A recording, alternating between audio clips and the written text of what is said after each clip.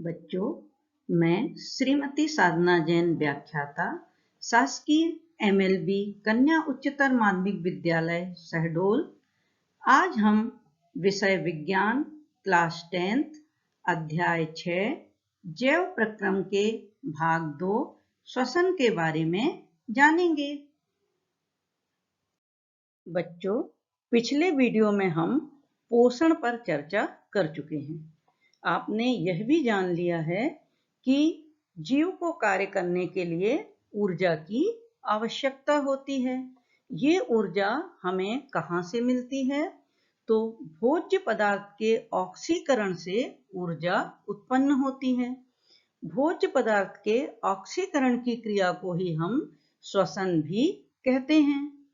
कुछ जीव ऑक्सीजन की उपस्थिति में ऑक्सीकरण करते हैं और कुछ जीव ऑक्सीजन की अनुपस्थिति में ऑक्सीकरण करते हैं। तो यहाँ हम देखें, कुछ जीव ऑक्सीजन का उपयोग करके ग्लूकोज को पूर्णतः कार्बन डाइऑक्साइड और जल में विघटित कर देते हैं। जैसे आप समीकरण में देख रहे हैं C6H12O6 यानी ग्लूकोज, इसका ऑक्सीजन की उपस्थिति में ऑक्सीकरण हो रहा है जिससे CO2 और जल बन रहा है और साथ ही साथ 673 किलो कैलोरी ऊर्जा उत्पन्न हो रही है।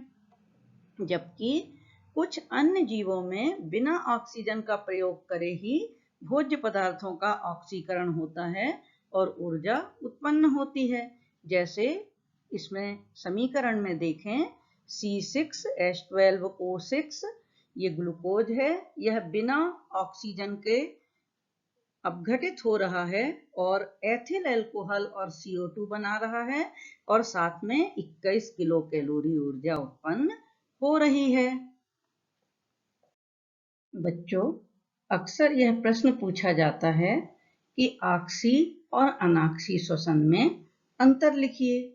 तो हम देखें, ऑक्सी श्वसन, जैसा कि नाम से ही पता चल रहा है, वह श्वसन जो ऑक्सीजन की उपस्थिति में होता है उसे हम ऑक्सी श्वसन कहते हैं।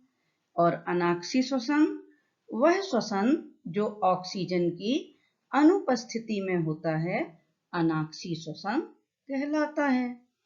ऑक्सी श्वसन में ग्लूकोज का पूर्ण ऑक्सीकरण होता है, जबकि अनॉक्सी श्वसन में ग्लूकोज का अपूर्ण ऑक्सीकरण होता है।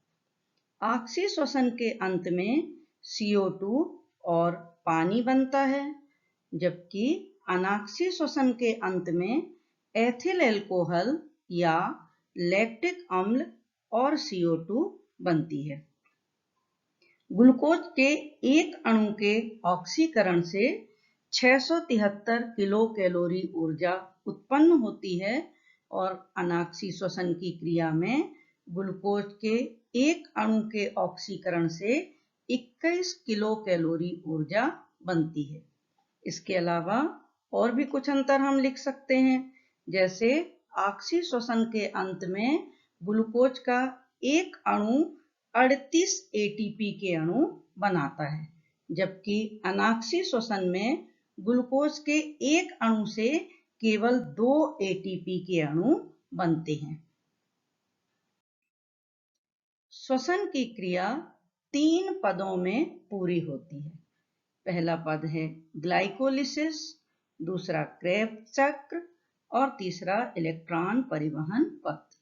ग्लाइकोलिसिस की क्रिया कोशिका के कोशिका द्रव्य में होती है और इस क्रिया के अंत में ग्लूकोज, जो कि एक 6 कार्बन वाला अणु है, यह 3 कार्बन वाले अणु पाइरूवेट में परिवर्तित हो जाता है।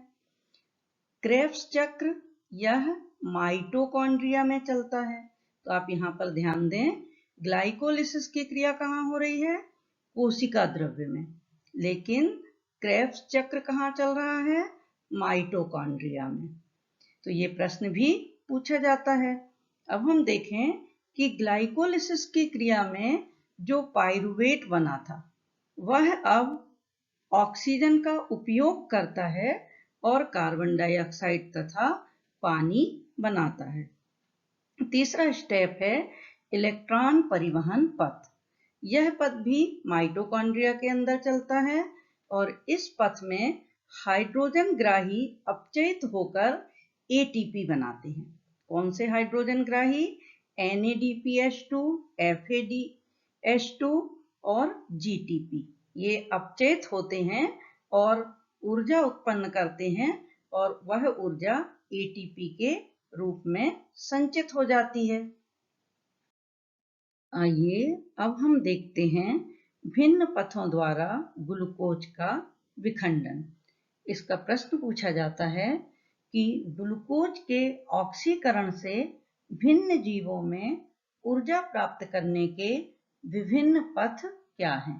तो आइए उन पथों को देखते हैं। कोशिका द्रव्य में ग्लूकोज, जो कि एक 6 कार्बन वाला अणु है, यह पाइरूवेट में टूट जाता है। पाइरूवेट 3 कार्बन वाला अणु होता है। अब इस पाइरूवेट का आगे का पथ देखते हैं। अगर ऑक्सीजन की अनुपस्थिति होती है, जैसे कि ईस्ट में, तो पाइरूवेट इथेनॉल और कार्बन डाइऑक्साइड में टूटता है और ऊर्जा उत्पन्न होती है। इथेनॉल 2 कार्बन वाला अणु है। इसी तरह से हमारी मांसपेशियां, इनमें अगर ऑक्सीजन का अभाव होता है तो उस समय यह लैक्टिक एसिड में पाइरूविक एसिड बदलता है। जैसे जब हम बहुत तेजी से काम करते हैं तो पाइरूवेट जल्दी से ऊर्जा देने के लिए लैक्टिक अम्ल में बदल जाता है और हमें ऊर्जा प्राप्त हो जाती है। और लैक्टिक अम्ल के जमाव के कारण हम थकावट का भी अनुभव करते हैं। जब हम बहुत तेजी से चलते हैं तो कुछ समय बाद हमें थकावट का अनुभव होता है। उसका कारण क्या है? लैक्टिक अम्ल का जमाव। और जब हम कुछ देर आराम कर लेते हैं तो यह लैक्टिक अम्ल फिर से पाइरूवेट में बदल जाता है।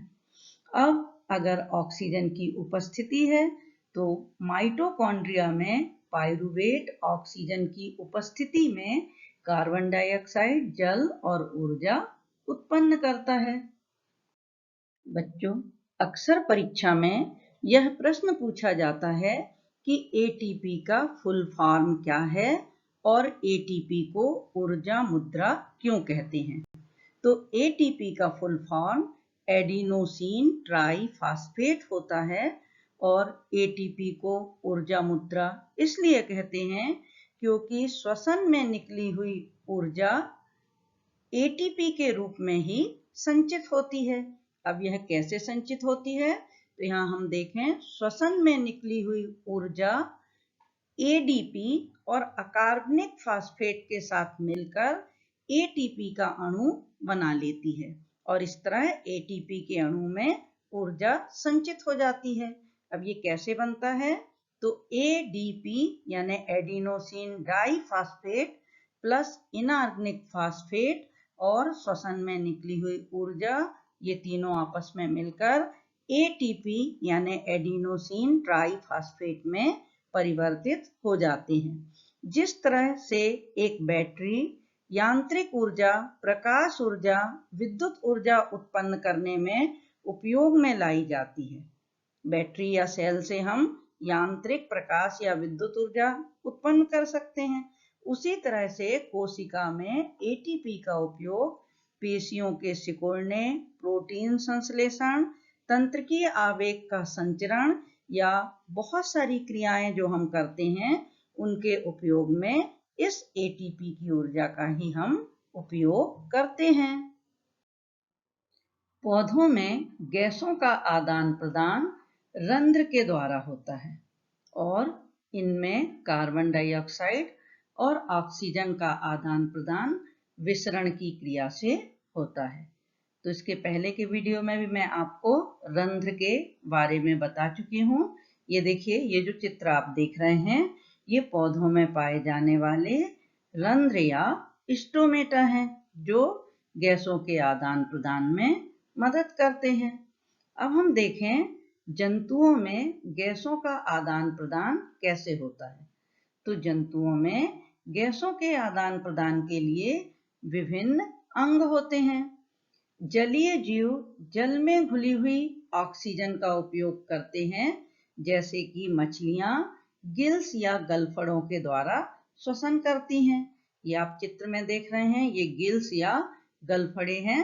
तो मछलियां मुंह से पानी अंदर लेती हैं और गिल्स से गुजारते हुए पानी को बाहर निकालती हैं और उस समय यह पानी में घुली हुई ऑक्सीजन का उपयोग करती हैं।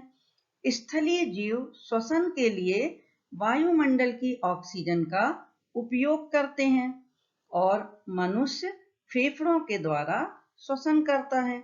ये आप चित्र में देख रहे हैं, ये मनुष्य के फेफड़े हैं। तो मनुष्य फेफड़ों के द्वारा श्वसन करता है। स्थलीय जीव के लिए श्वसन करना जलीय जीव की तुलना में आसान है। ऐसा क्यों? क्योंकि जल में ऑक्सीजन की मात्रा कम होती है और इसलिए जलीय जीव को श्वसन करना कठिन है, उसकी तुलना में स्थलीय जीव को श्वसन करना आसान है। अब हम देखें मनुष्य के श्वसन तंत्र के भाग। आप यहाँ एक चित्र देख रहे होंगे, इसमें हम विभिन्न भागों को देखेंगे।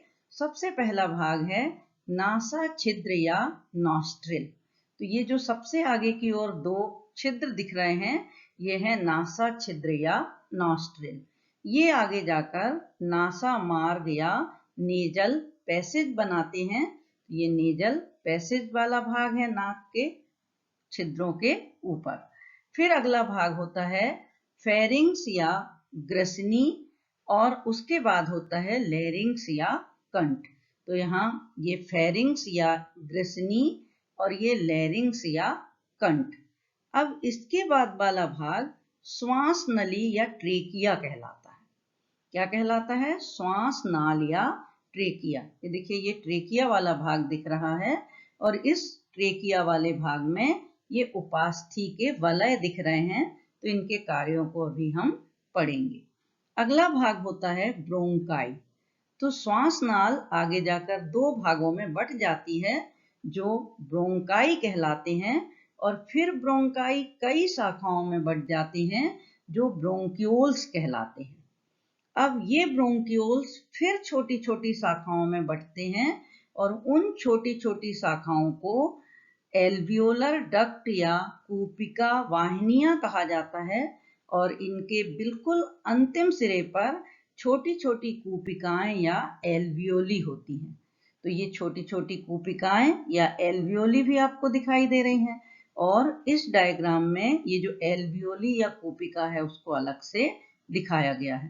तो ये जो कूपिकाएं होती हैं, ये ऑक्सीजन के आदान प्रदान में मदद करती हैं, गुब्बारे के आकार की होती हैं और इनके चारों तरफ रक्त केशिकाओं का जाल फैला होता है। तो मनुष्य में वायु शरीर के अंदर कहाँ से प्रवेश करती है? नासा द्वार के द्वारा। ये जो आपने यहाँ पर नासा द्वार देखे थे, तो इन नासा द्वार के द्वारा वायु अंदर प्रवेश करती है। नासा मार्ग में श्लेष्मा की परत होती है और छोटे छोटे बाल भी होते हैं। तो यहाँ श्लेष्मा वायु को शरीर के तापमान के बराबर कर देती है और जो छोटे छोटे बाल होते हैं नासा छिद्र के बाद, वो बाल वायु में से धूल और अशुद्धियों को दूर करने का काम करते हैं। अभी मैंने आपको बताया था कि ट्रेकिया या श्वास नाल में सी के आकार के उपास्थि के वलय होते हैं। ये आप देख रहे होंगे, ये देखिए, ये ट्रेकिया वाला भाग है बीचों बीच, इसमें आपको कुछ छोटे छोटे वलय दिख रहे हैं। तो ये क्या है? सी के आकार के उपास्थि के वलय। जब वायु श्वसन मार्ग में ज्यादा मात्रा में प्रवेश करती है, तो ये उपास्थि के वलय या रिंग क्या करते हैं? फैल जाते हैं और ज्यादा मात्रा में वायु को अंदर प्रवेश करने में मदद करते हैं। लेकिन जब वायु कम होती है, तो ये वलय उस समय भी बहुत महत्वपूर्ण है। ये उपास्थि के बने हुए रिंग या वलय हैं और ये श्वसन मार्ग को सिकुड़ने से रोकते हैं। अगर ऐसा ना हो तो क्या होगा? श्वसन मार्ग चिपक जाएगा और हमें सांस लेने में तकलीफ होगी और ऐसे में व्यक्ति की मृत्यु तक हो सकती है। तो ये वलय श्वसन की क्रिया में मदद करने के लिए और श्वसन मार्ग को सिकुड़ने से रोकने में मदद करते हैं। आइए अब हम इस चित्र के माध्यम से समझते हैं कि हमारे फेफड़े की संरचना कैसी होती है। तो हम देखें, सबसे पहले श्वास नली आगे जाकर 2 शाखाओं में बढ़ जाती है। इन शाखाओं को ब्रोंकाई कहा जाता है। फिर ब्रोंकाई ब्रोंकियोल में बढ़ जाती है और ब्रोंकियोल से फिर अनेक शाखाएं निकलती हैं जो कूपिका वाहिनियां कहलाती हैं और अंत में ये गुब्बारे के जैसी रचना बनाती हैं जिन्हें कूपिकाएं कहते हैं। तो यहाँ हम देख रहे हैं कि ये श्वास नली आगे जाकर ये 2 शाखाओं में बटी है। इन दोनों शाखाओं के नाम क्या हैं? ब्रोंकाई। फिर ब्रोंकाई की जो शाखाएं हैं वो क्या कहलाती हैं? ब्रोंकियोल। और ब्रोंकियोल की फिर शाखाएं निकलती हैं और उन शाखाओं को कूपिका वाहिनियां या एल्वियोलर डक्ट कहा जाता है। और इनके अंत में ये जो कूपिकाएं या गोलाकार रचनाएं दिखाई दे रही हैं, इन्हें कूपिकाएं या एल्वियोली कहा जाता है। इन कूपिकाओं की एक विशेषता होती है, इनकी दीवार में रुधिर वाहिकाओं का जाल फैला होता है, जिसके कारण कूपिकाएं गैसों के आदान प्रदान में मदद करती हैं। तो इस तरह से हमने मानव के श्वसन तंत्र को देखा। आइए अब हम देखते हैं कि श्वासोच्छ्वास की क्रियाविधि क्या है। तो वायुमंडल से वायु का नासा मार्ग से होते हुए फेफड़ों तक आना और फेफड़ों से वायु का बाहर जाना श्वासोच्छ्वास या ब्रीथिंग कहलाता है। श्वासोच्छ्वास एक यांत्रिक क्रिया है। इसमें 2 प्रक्रियाएं होती हैं। पहला निःश्वसन या इनहेलेशन और दूसरा निःश्वसन या एक्सहेलेशन। निःश्वसन या इनहेलेशन की क्रिया में फेफड़ों द्वारा वायु को ग्रहण किया जाता है और निःश्वसन या एक्सहेलेशन में फेफड़ों द्वारा वायु को बाहर किया जाता है। ये जो 2 डायग्राम आप देख रहे हैं, पहला डायग्राम है निःश्वसन या इनहेलेशन का और दूसरा डायग्राम है निःश्वसन या एक्सहेलेशन का। निःश्वसन की क्रिया के लिए यह जरूरी है कि वक्षीय गुहा और फेफड़े के अंदर का आयतन बढ़े, जिससे वायुमंडल की वायु अंदर आए। तो इसके लिए जो क्रियाएं होती हैं, एक तो डायफ्राम नीचे की ओर जाता है, पसलियां ऊपर की ओर उठती हैं और जब वक्षीय गुहा का आयतन बढ़ता है तो वायु फेफड़ों के अंदर प्रवेश करती है, जैसा कि आप यहाँ तीर के निशानों से देख रहे हैं। और एक्सहेलेशन या निःश्वसन, इस क्रिया में जब पसलियां अंदर की ओर आती हैं और डायफ्राम जो है वह थोड़ा ऊपर की ओर उठ जाता है तो वक्षीय गुहा का आयतन कम होता है और फेफड़ों के अंदर से वायु बाहर वायुमंडल में निकल जाती है। अब हम देखें कि निःश्वसन या इनहेलेशन क्या है।